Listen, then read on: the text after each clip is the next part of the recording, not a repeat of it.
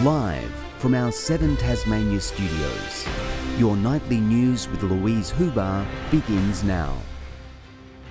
Good evening, everyone. First tonight, a dedicated task force has been set up to tackle gun crime in the north of the state following a spate of shootings. Police will be setting up mobile amnesties as they work to stamp out illegal firearms in the community. In the last 6 weeks, there have been 10 incidents involving firearms in the north, a statistic that's triggered police to take action. That causes us concern, and it's certainly reason for us to focus our efforts and throw resources at that problem. Those resources being a task force consisting of specialist police and headed by the Launceston Criminal Investigation Branch. Specifically, we're targeting the recent incidents and those investigations that are current at the moment, and also concentrating on intelligence holdings relating to illicit firearms in our community. Tasmania Police says so far in the last 10 months there have been 19 incidents of unlawful firearm discharges, up from 13 the previous year. As part of the task force, amnesty days will be set up in coming weeks. We'll encourage people to bring firearms to us, as I say, legal and illegal firearms. We want them handed in to us. The Police Association says the Northern District is in serious need of more officers. We believe that Launceston is under-resourced by about 33 investigators. Obviously, the risk of these gun crime is a risk to the public, but it's also a risk to our members responding to it. Gun control advocates say the licensing system needs to be tightened up. We'd like to see more resources put into investigating people when they apply for a gun licence or apply for the ownership of a further firearm. There just needs to be more rigorous assessment of people. We're really keen to hear from members of the community who have information. We know people know about illicit firearms. We'd like them to pass that information on to us so that we can act and we can keep our community safe. LETITIA Wallace, 7 Tasmania News. A man has died after his car collided with a tree in Ridgely in the state's northwest. Emergency services were called to West Moreville Road at around 5:30 last night. The driver, aged in his 20s, sadly died at the scene. Anyone with information is urged to contact police. The Liberal Party has unveiled a multi-million-dollar boost for Tasmania's agricultural industry, aiming to help local farms expand. It comes as the Greens share more of its health policy, while Labor promises a major housing package for those facing homelessness. For nearly 3 years, this mother of 4 has been couch surfing, desperately seeking a home. My youngest child, he was born into homelessness, so he's never had a bed or a cot or anything like that. I've never been able to do the proper family things that you should be able to do. Danielle says she was put on the high priority waiting list in 2019 and is still waiting. We need a home, we really do.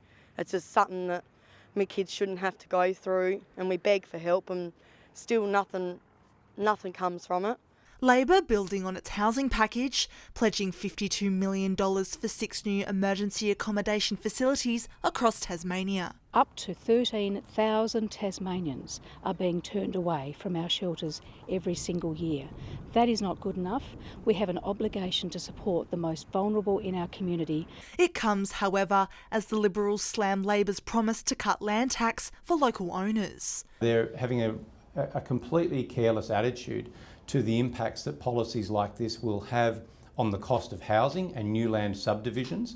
It will have a flow-on effect to the cost of blocks of land being released. We think this is an important step to help put downward pressure on rents for those properties that are under $3 million, to help people who've got shacks who have got exorbitant land tax bills in the last couple of years. The Liberals out today inspecting fruit trees at BERRIED in Tas, pushing a $50 million boost to local agriculture. We're certainly expecting to probably at least double, if not triple in size here ourselves over the next 3 to 5 years. And key to that is having access to water resources and having access to labour. It will supersise the opportunity in agriculture and help propel and accelerate agriculture through to that $10 billion target by 2050. While the Greens stood alongside medical professionals, expanding its health policy, promising to employ an extra 730 nurses. Our workloads are just out of control, and we're just fearful for the patients that we care for and fearful for us as nurses. We need more graduate nurses to support the huge gap that's coming as older nurses retire. Also promising to employ 224 extra paramedics, buy 34 new vehicles and build 4 more ambulance stations. Ruby COMMANE, 7 Tasmania News. A deal has at last been signed between TT Line and Finnish shipbuilder RMC to replace the Spirit of Tasmania vessels. It comes as the tourism lobby pushes for another round of free car travel to keep business tills ringing. Tasmania's largest ever infrastructure project is back on course. A contract has finally been signed between TT Line and Finnish shipbuilder RMC. For the construction of 2 new roll-on, roll-off ferries to replace the current Spirit of Tasmania vessels. Delayed last year when the government sought to find a local builder, TT Line says it's relieved that option wasn't the government's pick. Yeah, we weren't prepared to take that risk. We wanted to go with proven design, proven technology. More passengers and more freight are promised on the vessels, expected to sail into the state from 2023. Meanwhile, the company says the relocation to Geelong is on track. We need to be in Geelong before November of next year, so our lease runs out at Station Pier at the end of next year. Extra sailings have been added as bookings build up. Tourism groups want to see the return of free car travel. A $6 million federal subsidy is now exhausted. Clearly, given how successful it's been, given how important it is to continue to use and maximise the use of the Spirits, I see no reason why it should end in the middle of winter. A move which could tackle dwindling numbers of hire cars. Sean McComish, 7 Tasmania News. The Firefighters Union is warning volunteers will leave brigades unless more support is provided. It's calling on all sides of politics to recruit extra field officers across each of the state's fire districts.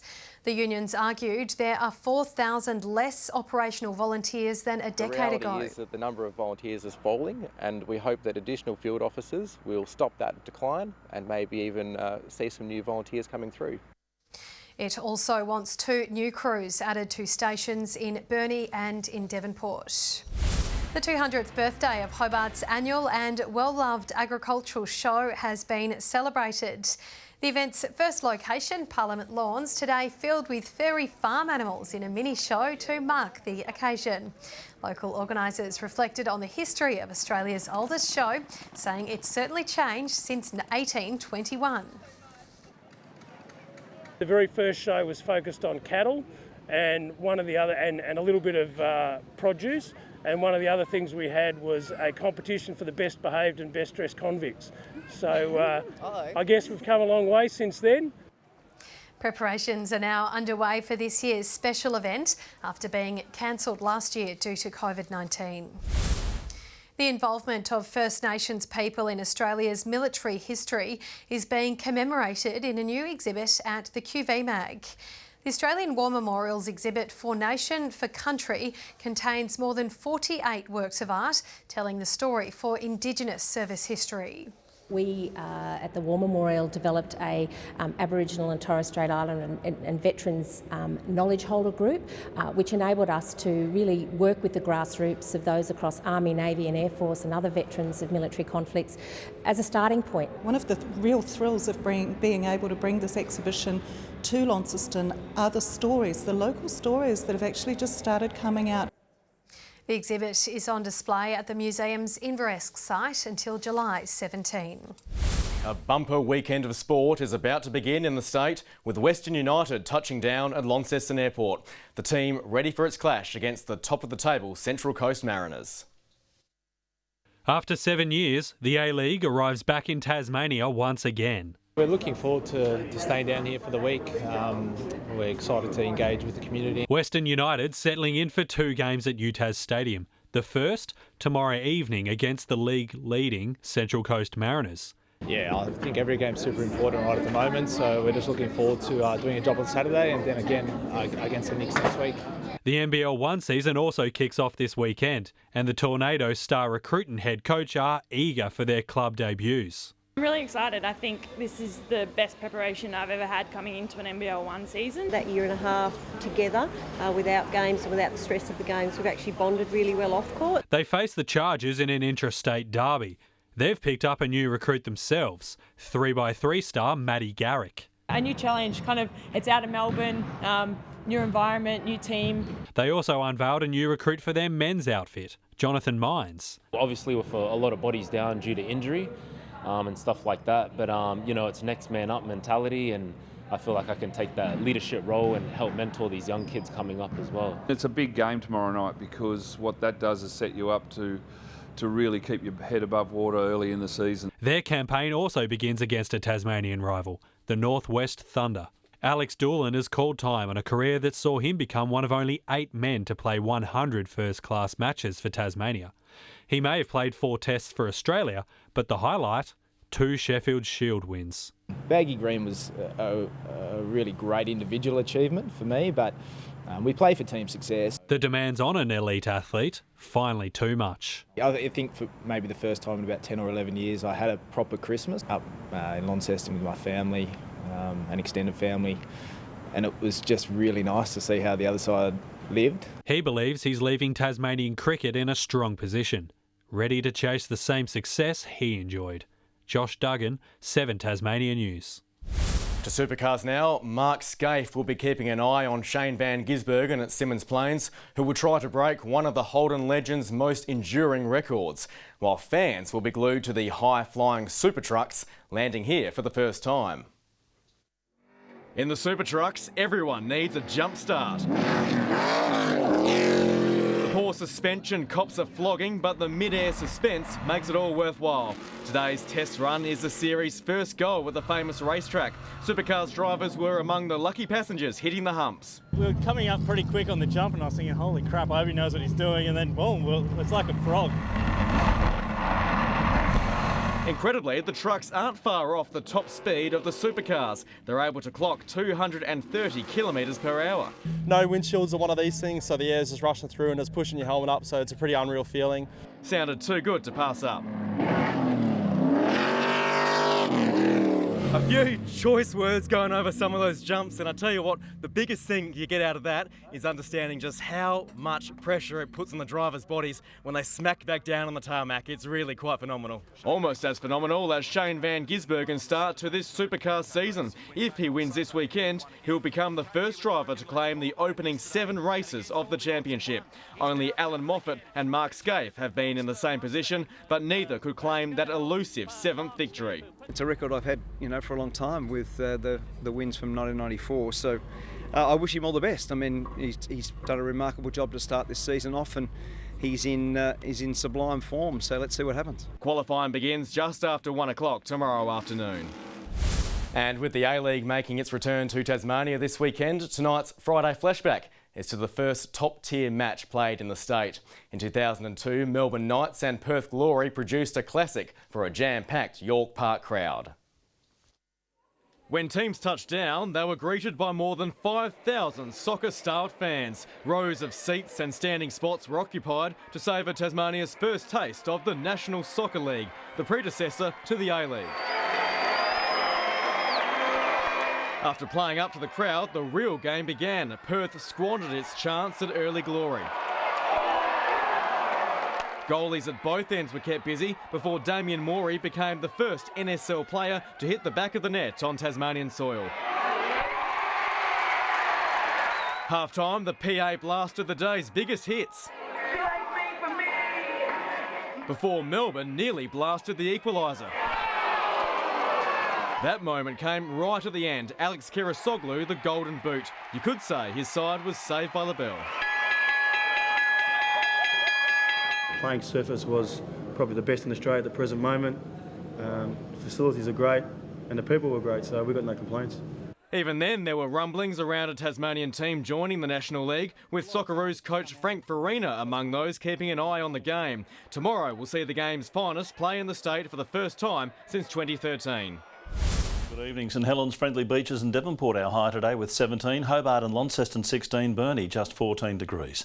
Mount Wellington the low with -2, and after early frost patches the north and east found fine weather while a few showers fell over the west and far south. Grove, Bushy Park, Low Head and the Islands 15, Wynyard 14 and Strawn 13 degrees. Here's the cloud responsible for 14 millimetres today at Mount Reid and some other falls over the west and far south. Plenty of cloud over the Southern Ocean, most of that under the high pressure zone, a cold front just on our western shore and of course a streaming cloud through Central Australia to the New South Wales coast. Tomorrow the high over the Bight dominates the weather, however a cold front, as I said, is approaching Tasmania in a westerly stream, and those westerly winds will sit around 15 to 25 knots over most waters but to 35 knots over the south with a 4-metre swell. Gale warning has been issued for waters between Tasman Island and Low Rocky Point, a strong wind warning from Low Rocky Point to Sandy Cape.